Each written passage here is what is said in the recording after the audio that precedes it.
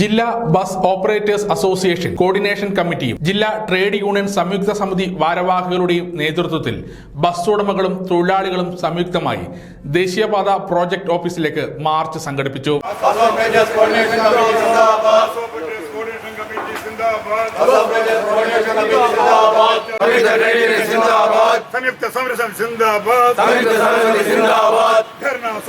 Chamber of commerce secretary C Anilkumar ഉദ്ഘാടനം ചെയ്തു. എന്ന ചോദ്യം അവരുടെ മുന്നിൽ ഉയർന്നിരിക്കുന്നു. അതുപോലെ തന്നെ കെട്ടുകാലി പോലും പണയപ്പെടുത്തി പല ആളുകളിൽ നിന്നും കടമെടുത്ത ആളുകളോട് ഇനി എന്തു പറയണം എന്ന് ചോദ്യമുയരുന്നതിനപ്പുറത്ത് തീർന്നില്ല, വേറെയുമുണ്ട് പല ചോദ്യങ്ങളും. ഈ സർക്കാരിനും അതുപോലെ തന്നെ അധികാരി വർഗത്തോടും ഞങ്ങൾ ബസ് ഓണേഴ്സ് അസോസിയേഷൻ ചെയ്ത തെറ്റ് എന്താണ്? ഏറ്റവും ചുരുങ്ങിയ ചെലവിൽ സാധാരണക്കാരായ ആളുകൾക്ക് യാത്ര ചെയ്യാനുള്ള അവസരമൊരുക്കുന്നവരാണ് ഞങ്ങൾ. ഓരോ 3 വർഷം കൂടുമ്പോഴും നികുതി ഇനത്തിൽ കോടിക്കണക്കിന് രൂപയാണ് സർക്കാരിലേക്ക് അടക്കുന്നത്. അതുമാത്രമല്ല മറ്റ് പലതരത്തിലുള്ള നികുതികൾ.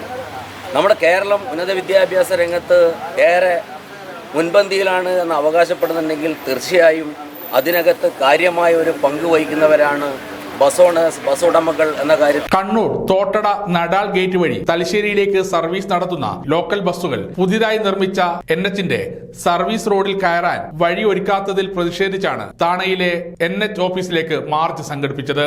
നടാലിൽ നിന്നും ചാല അമ്പലം വരെ വന്ന് സർവീസ് റോഡിൽ പ്രവേശിക്കുക എന്നത് ഒരു തരത്തിലും അംഗീകരിക്കാൻ കഴിയില്ലെന്നും സംയുക്ത സമരസമിതി പറഞ്ഞു.